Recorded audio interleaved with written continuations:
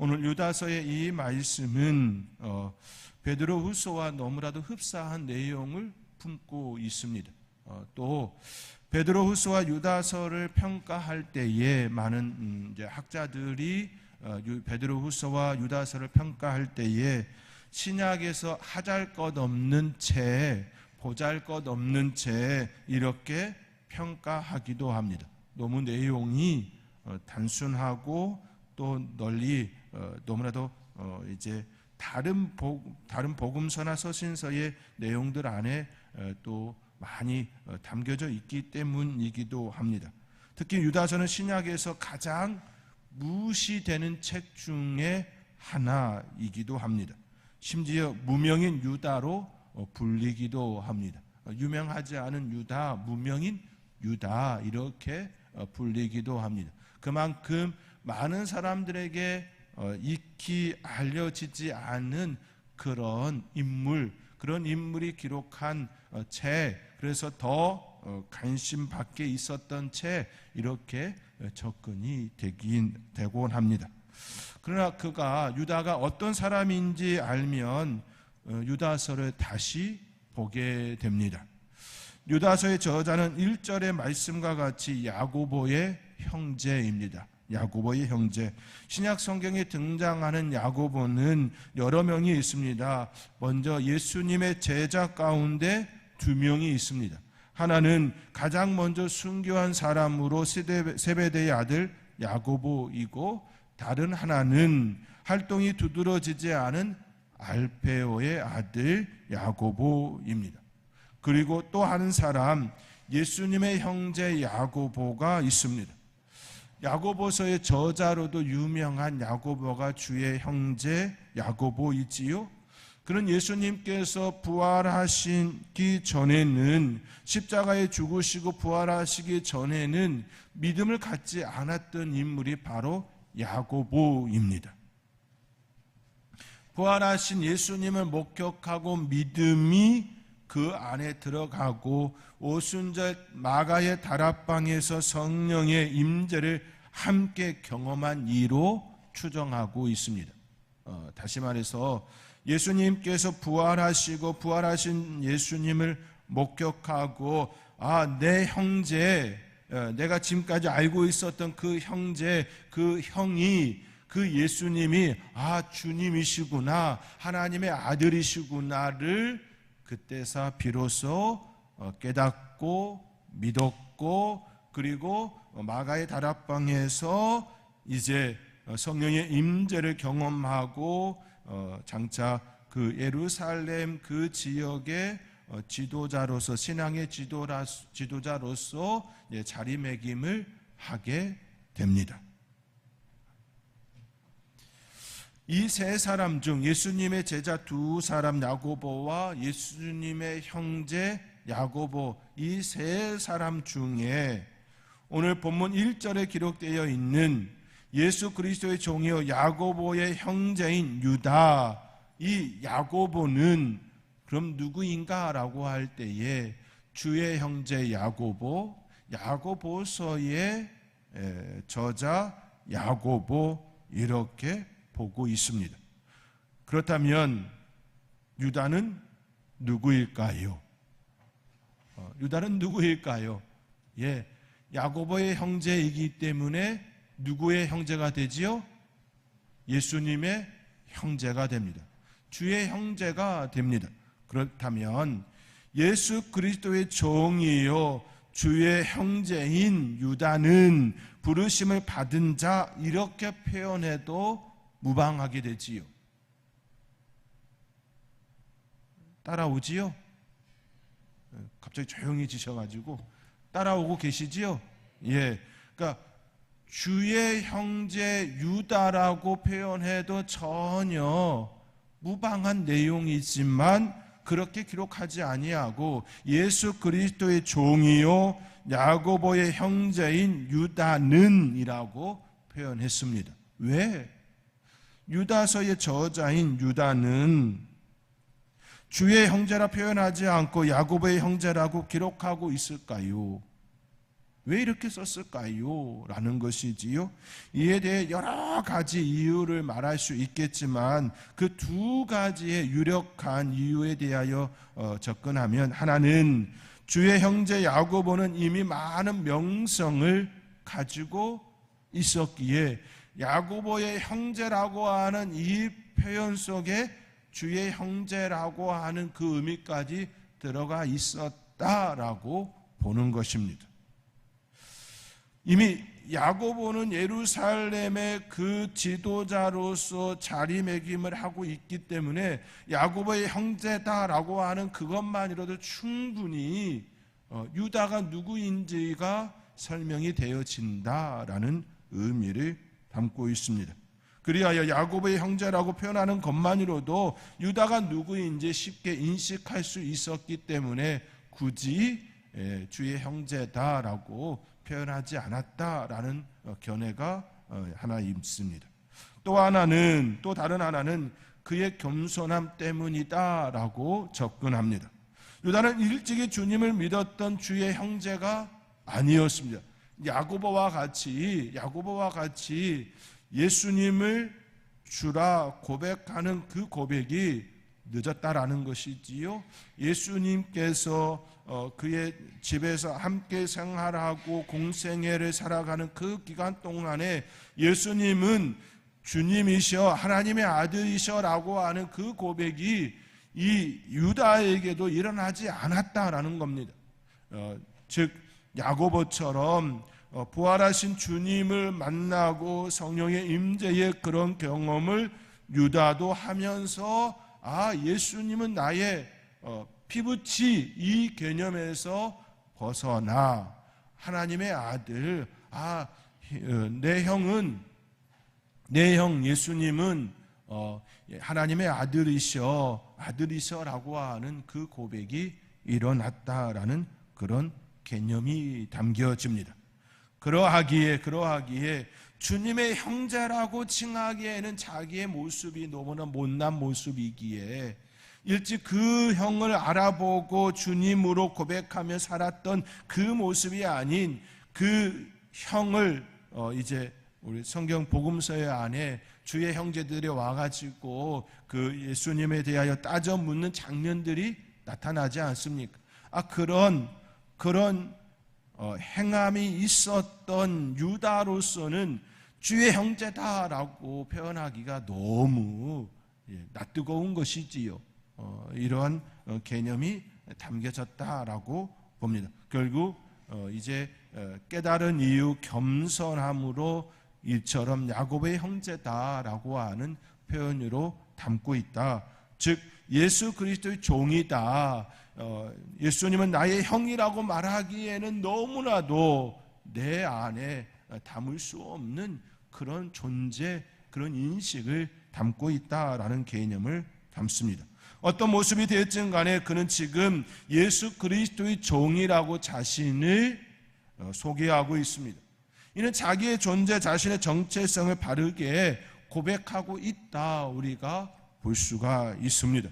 자기의 존재, 자기의 정체성을 인식하는 것은 매우 중요합니다. 왜냐하면 자신이 해야 할 일을 바르게 인식할 수 있기 때문입니다. 자신의 존재를 바르게 알지 못하면 자기가 무엇을 해야 할지를 알지 못합니다. 거만함과 오만함, 교만은 자신의 존재를 바르게 인식하지 못한 데서 비롯됩니다. 왜 교만해집니까? 왜 거만해집니까? 왜 오만해집니까? 내가 많이 가졌다라고 착각하고 있기 때문 아닙니까? 내가 저 사람보다 많이 배웠다라고 하는 생각이 자기 안에 들어오면 거만함과 교만함의 모습으로 가지게 되어지지요. 내가 저 사람보다 많이 알고 있고 많이 가지고 있고 많은 것을 취하였다라고 하는 생각을 가지게 되어지면 거만함, 오만함, 교만의 그런 모습을 가지게 됩니다. 그런데 내 존재에 대한 바른 인식이 일어나고 나면 내가 가지고 있는 것들이 정말로 많이 가졌느냐, 정말로 내 거냐라고 하는 그 개념이 내 안에 들어오고 나면 그렇지 않다라는 것이 깨닫는 것이지요. 그러면 거만해질 수가 없습니다. 하나님 앞에서 미물임을 고백하게 되어지기에 오늘 유다가 얘기하는 것처럼 예수 그리스도의 종이라고 고백되어지기에 거만함, 교만, 오만 이러한 것을 결코 담을 수가 없는 겁니다. 내가 누군가보다 더 찬양을 잘하고 내가 누군가보다 더 지식적으로 뛰어나고 내가 누군가보다 많은 것을 가지고 있고 그런 의미가 다 사라져버리는 것이지요. 저 사람과 비교하는 그 의미가 사라진다는 겁니다. 왜냐하면 내가 하나님 앞에서 내 존재를 알았기 때문입니다. 내가 내 하나님 앞에서 내 존재를 인식하였기 때문입니다. 내 인식을 하고 나면 다 은혜입니다. 다 은혜입니다. 내가 지금 힘쓰고 있는 것도 감사요. 내가 하루하루 매일매일 음식을 먹고 소화하고 사랑하는 것도 다 은혜요. 하나님께서 툭 치면 넘어지는 존재가 우리 아닙니까? 하나님께서 바람 한번 쑥 불어가지고 태풍 불면 집이 날아가고 무너지는 그런 것들 TV로 많이 보지 않았습니까? 우리 인간이 얼마나 연약합니까? 하나님께서 툭 치면 우리 안에 못된 나쁜 세포가 일어나면 암덩어리가 일어나는 것 아닙니까? 그 속에서 내 안에 내가 그것을 견디지 못하면 쓰러지는 존재 아닙니까? 참 미약해요. 그럼에도 불구하고 하나님께서 나에게 은혜를 베풀어 주셔서 지키고 있고 유지되고 있고 보존되고 있으니 다 은혜이지요. 다 감사입니다. 가지고 있는 거, 알고 있는 거, 이 모든 것들이 다 은혜이고 그저 하나님 사랑입니다 라고 고백할 수밖에 없습니다. 그러한 면에서 야곱의 형제 유다는 자신의 존재를 잘 알고 있을 뿐만 아니라 겸손으로 사명을 감당하고 있음을 우리는 이 짧은 유다서를 통하여 보게 됩니다. 그가 우리에게 전하여 주는 주된 메시지는 미혹하는 자를 주의하라, 몰래 들어온 이를 주의하라, 이런 내용이지요. 4절에 있는 것처럼 이는 가만히 들어온 사람 맺이 있음이라 라고 하는 것처럼 조용히 들어온 그러한 이단들, 그들을 조심하라, 미혹하는 자들을 조심하라, 우리에게 주시는 경고의 말씀이지요. 주의 성도는 미혹되지 않도록 깨어 있어야 한다라는 말씀을 우리에게 주고 있습니다. 그렇게 마땅히 가져야 할 성도의 태도와 자세에 대하여서 유다서 안에 말씀을 담고 있습니다. 그것들을 잠시 여러분에게 열거하면 17절 이하의 내용이 그 내용들입니다. 성경 안 보셔도 되는데요. 8가지 정도로 요약을 할 수가 있습니다. 첫째는 그리스도의 사도들이 미리 한 말을 기억하라입니다. 말씀을 기억하라라는 것이지요. 우리가 미혹되지 아니하고 말씀 가운데 주의 성도로서 살려면 어찌해야 합니까? 라고 할 때의 말씀을 기억하는 겁니다. 이것이 첫 번째다라고 얘기하고 있어요. 두 번째는 거룩한 믿음 위에 자신을 세우라입니다. 그렇죠? 자신을 세워야지요. 내가 무너지면 아니 되잖아요. 내가 말씀 위에 서 있어야 흔들리지 아니하는 것이지요. 그렇기에 거룩한 믿음 위에 자신을 세우라, 두 번째 이야기합니다. 세 번째는 성령으로 기도하라입니다. 다 연결되어지죠. 말씀을 기억하고 내 자신을 세우기 위하여서는 무엇을 해야 합니까? 기도해야 합니다. 기도할 때 세워지고 기도할 때의 말씀이 내 안에 역사가 됩니다. 네 번째는 하나님의 사랑 안에서 자신을 지키라라고 말씀합니다. 자기를 지키지 않은 사람은 다 넘어지는 존재 아닙니까? 다섯 번째는 영생에 이르도록 예수 그리스도의 긍휼을 기다리라라고 이야기합니다. 우리 힘으로 될 수가 없지요. 하나님의 긍휼, 예수 그리스도의 긍휼을 입은 자만이 끝까지 승리할 수가 있습니다. 그렇기에 예수 그리스도의 긍휼을 기다리라 말합니다. 여섯 번째, 의심하는 자들을 긍휼히 여기라라고 이야기합니다. 의심하는 자들, 믿음이 연약한 자들에 대하여 내팽개치지 말고 긍휼히 여기라, 손을 잡아주라, 그런 말씀을 하고 있지요. 7번째는 불에서 끌어내어 구원하라입니다. 불 속에 있는 이들을 끌어내어 구원하라라고 접근하고 있습니다. 방관하는 자 되지 말라라는 것이지요. 8번째가 육체를 더럽힌 이들을 두려움으로 긍휼을 여기라라고 이처럼 이야기합니다. 이 짧은 글 속에 실질적이고 성도들이 마땅히 품어야 할 삶의 자세를 그 편지 속에 담았습니다. 유다는 왜 이처럼 말씀하시는 것입니까? 왜 이처럼 말씀하시는 것이지요? 3절의 말씀과 같이 믿음의 도를 위하여 힘써 싸우기를 바라기 때문입니다. 우리가 왜 훈련을 받아야 합니까? 믿음의 도를 위하여 살아야 하기 때문입니다. 왜 우리는 믿음의 도를 위해 힘써 싸워야 합니까? 승리하는 자에게 주시는 상이 있기 때문입니다. 우리의 영혼이 소중하기 때문입니다. 사탄의 종이 되어서는 아니 되기 때문입니다. 죄는 우리를 넘어지게 합니다. 그러므로 우리는 날마다 죄와 싸워 이겨야 합니다. 죄를 이기는 유일한 길은 믿음의 도를 붙잡는 것, 붙드는 것입니다. 그렇기에 믿음의 도를 위하여 싸우라, 믿음의 도를 위하여 싸우라, 이처럼 말씀하고 있는 겁니다. 그 외에는 다른 이유가 없습니다. 그러나 사탄은 우리 안에 조용히 들어와 무너지게 합니다. 그 모습이 공동체에 슬그머니 들어오기도 하고 우리 각 개인의 마음에 슬그머니 들어오기도 합니다. 작은 틈을 보이면 언제든지 우리 안에 들어와 우리 안에 따리를 틀려고 합니다. 그러므로 유다가 이야기하는 것처럼 믿음의 도를 위하여 싸워야 합니다. 싸워야 하는 이유는 내가 살기 위해서입니다. 저와 여러분 가운데에 이 말씀을 붙들고 날마다 승리할 수 있기를 바랍니다. 우리는 넘어질 수 있지만 주저앉아 평생 후회하는 그 모습은 가져서는 아니 됩니다. 그러므로 우리는 우리의 존재를 바르게 인식하고 날마다 싸워 이겨야 합니다. 운수 없는 날, 운이 없을 때에 지나가다가 새가 똥을 쌌는데 내 머리에 맞을 수 있습니다.